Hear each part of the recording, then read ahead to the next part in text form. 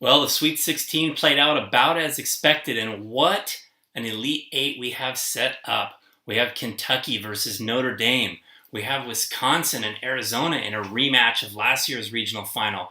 We have Duke and Gonzaga in an epic matchup. And we have Pitino versus Izzo. This is just awesome. I just can't wait for tomorrow to see the games tipping off. It's going to be a great weekend. Congratulations to Justifer Donald for picking 7 of the Elite 8. Yes, Justifer leading the pool right now with 78 points in first place. Also, by the way, getting 7 out of 8. And now in second place with 74 points is Kevin Wells Orton the First. Congratulations, Kevin. John Israel also got 7 out of 8 of the Elite 8, by the way, and he is in a 3-way tie with Tyler Park and Adrian Ramirez, all of whom have 72 points. And rounding out our current Elite 8 with 71 points, we have Al DiLeonardo, Andrew Van Wy, and Jakeston Donald, who also got 7 out of 8. Nice job, Jake. Other people who correctly forecast 7 out of 8 were James Vera and Jim McGowan, Austin Orton, Jason Flynn, Josh Taylor, and Jacob Kinnamore. By the way, both Josh and Jacob got both Michigan State and Louisville correct. Josh missed Notre Dame. He took Kansas. And Jacob missed Gonzaga. He took Iowa State. Nice job to all you guys that got 7 out of 8. Most of the other people who got 7 out of 8 are riding on the SS Izzo as it steams on toward the Final Four once again this year. 39 people got 6 out of 8. Not even worth mentioning on this video because you got 6 out of 8, which is equal to what Rebecca Flowers got. Also equal to my illustrious self with 6 out of 8. So congratulations if you did that. Tom Skowski crashed back to earth with just 5 out of 8, but he still lurks in 9th place with a chance to win the pool. John Rulin had a free fall with just 4 out of 8, and John is now relegated to page 2 of the pool leaderboard. John Rulin, you're out! The following geniuses could muster up only 3 out of the Elite 8. Yes, only 3. Kyle Lopes with an embarrassing showing. Matt Washington, a perennial doormat in our pool. Vance Pilkington, fluke champion from 2 years ago. Joe Waltz, and Paulette Britton, whose picks have been consistently putrid round after round this year. However, someone has now replaced Paulette in last place, having gotten only 2 of the Elite 8. Yes, only 2. This illustrious gentleman is Mr. Nick SUCKelew. Yes. And I know you're thinking, well, who besides Kentucky did Nick get correct? Nick didn't even get Kentucky. Yes, Nick took West Virginia, the team that Kentucky doubled up 78-39. Nick did get Arizona, and Nick also got Gonzaga correct, and he's riding those 2 all the way to the Final Four, which means with a Wisconsin victory tomorrow and a Duke victory on Sunday, Nick will wrap up last place and be fined $40, having to pay double to enter next year. Incidentally, speaking of the immense Kentucky victory over West Virginia, it has sparked some discussion as to who is the best undefeated regular season team. Is it the UNLV Run Rebels of 1991? Is it Kentucky of this year? Which of those 2 teams is better? Somehow the Fab Five got into this discussion on a post that Kenny made. Not sure how they even got in there. They were not undefeated, and they were not anywhere near the caliber of this Kentucky team or the UNLV team that had Larry Johnson, Greg Anthony, and the Plastic Man, Stacey Augmon. That was an awesome team. But they did lose to the Leitners in 1991 in a surprise victory. I'd pick UNLV right now over this Kentucky team, but who knows? 3 more games and we all might change our minds. no less than 19 people can still win the pool right now. Yes, that is correct. 19 at least people can win the pool right now.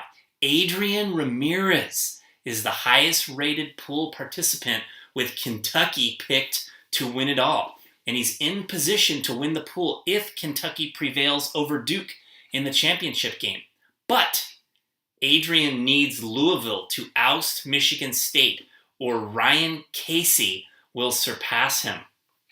Yes, I know Art Corvalet is thinking, well, what about me? I still have all my Final Four picks still alive with Kentucky, Duke, Arizona, and Michigan State. But Art trails Ryan Casey and has the exact same picks from here on out. So Art, you're out. James Vera and Brendan Oot are also shut out by an identical superior bracket ahead of them. So if it's Kentucky over Duke, our winner will be Adrian or Ryan, depending on the outcome of the Louisville-Michigan State game. Tom Skowski is a leading participant with Kentucky over Gonzaga in the championship. However, Tom must have Arizona over Wisconsin, or Austin Orton will surpass him and be in position to win with a Kentucky over Gonzaga championship game. Jip, you have the same picks as Austin Orton, so you're out. You can't win. Jennifer Donald, our overall leader. Yes, it's not Justifer, it's Jennifer, we think. Our overall leader has Arizona to win it all, but she will have a hard time holding off other brackets that are behind her. Jennifer needs Louisville to beat both Michigan State and Gonzaga in order to be in a position to win if Arizona wins the championship. Kevin Orton has Arizona over Gonzaga with Kentucky and Michigan State. He's looking pretty good. John Kane has the same picks. John, you're out. Rachel Dowd could pass Kevin if Duke beats Gonzaga. But then Rachel needs Duke to lose in the next game. Or Jesse Long would be in position to win, because Jesse has Arizona over Duke with Kentucky also in the Final Four. But Jesse would need Michigan State to beat Louisville because Larry Manley has all four of his Final Four still alive. He has Arizona over Duke in the championship game with Kentucky and Louisville also in the Final Four. So with an Arizona over Duke, it looks like Larry would be the leading, most likely contestant to win. With Arizona over Gonzaga, looks like Kevin Orton has the best chance. John Israel, Gonzaga homer, Gonzaga alum, is our leader with Gonzaga picked to win it all over Kentucky. However, Jake Donald can snatch the trophy from John if Arizona prevails over Wisconsin.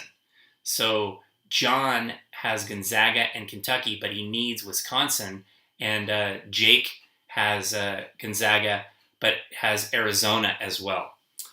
Jim McGowan has Wisconsin over Duke with Kentucky and Michigan State also in the Final Four. Dave Powders is tied with Jim and also has Wisconsin over Duke. But he can't win. He cannot win. He cannot tie. He's out.